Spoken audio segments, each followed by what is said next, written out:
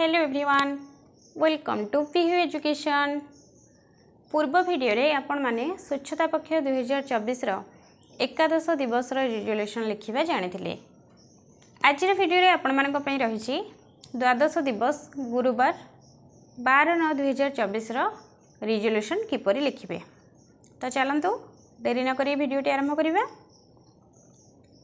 आज रो प्रसंग रहिछि विद्यालय रे स्वच्छता संबंधी प्रदर्शनी।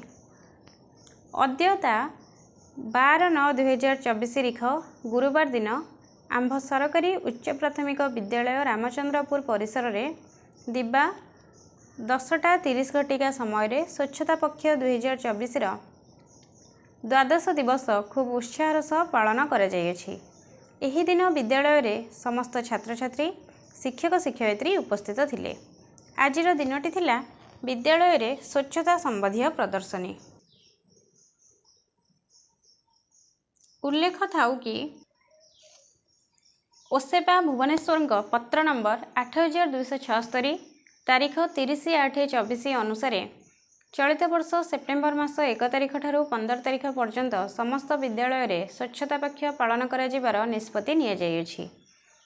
एही कार्यक्रम रे विद्यालय गुड़िकरे स्वच्छता और परिमल क्षेत्र में छात्र छात्री शिक्षक एवं गोष्ठीर संपृक्ति रहिबो। एणु आंभ विद्यालय मध्य एही दिवस खूब उत्साहर सह पालन करा जायछि। आज दिवस मुख्य थीम थिला विद्यालय रे स्वच्छता संबंधी प्रदर्शनी। आज दिवस कार्यगुड़िक थिला नंबर 1 स्वच्छता संबंधी फोटोचित्र चित्र व्यंगचित्र स्लोगान पिलांक द्वारा प्रस्तुत करिबा इत्यादि को नहीं विद्यालय रे प्रदर्शनी करा जिवो।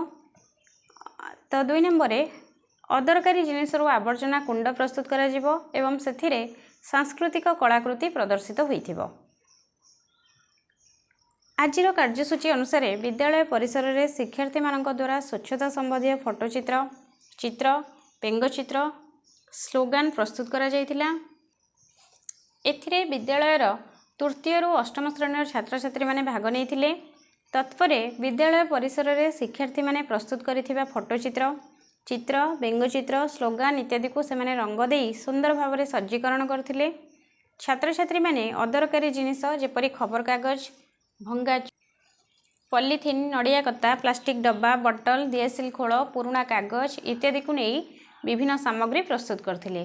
पुराणा पेटी सोलो इत्यादि को नहीं आवर्जना कुंड प्रस्तुत करथिले और विभिन्न सांस्कृतिक कलाकृति मध्य प्रस्तुत करथिले। कंढेई प्रस्तुत करथिले। शिक्षक शिक्षयित्री माने मध्य शिक्षार्थी मानकु उक्त कार्य रे सहयोग करथिले। परे छात्र छात्री माने प्रस्तुत करिथिबा समस्त चित्र स्लोगान व्यंगचित्र और तैयारी करिथिबा समस्त अदरकारी जिनिस रे सामग्री गुडी को नहीं विद्यालय परिसर रे एक प्रदर्शनी रो आयोजन करा जायथिला। शिक्षार्थी माने निज निजर कार्य प्रदर्शन करथिले। विद्यालय रो समस्त छात्र छात्री शिक्षक शिक्षयित्री एवं पीटीए सदस्य एसएमसी सदस्य माने मध्य एही प्रदर्शनी बुली देखिथिले।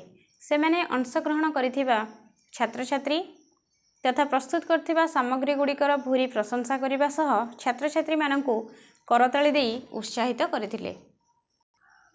शेषरे विद्यालयर प्रधान शिक्षयित्री समस्त को धन्यवाद अर्पण पूर्वक आजिर कार्यक्रम को समाप्त करथिले।